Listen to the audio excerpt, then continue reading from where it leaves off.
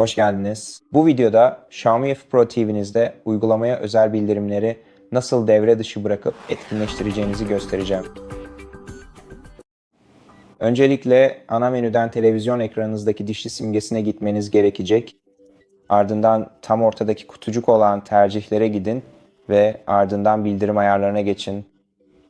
Sonraki menüde uygulama bildirimlerini seçin ve burada TV'nize yüklü olan tüm uygulamaları bulacaksınız. Bu uygulamalardan birinin bildirimlerini devre dışı bırakmak istiyorsanız üzerine OK tuşuna basın. Bildirimleri kapatmak için tekrar tıklayın. Bildirimleri tekrar açmak isterseniz tekrar OK tuşuna basın. Ve işte temel olarak yapmanız gerekenler bunlar. Bu videoyu izlediğiniz için teşekkür ederim. Eğer beğendiyseniz lütfen kanalımıza abone olmayı düşünün.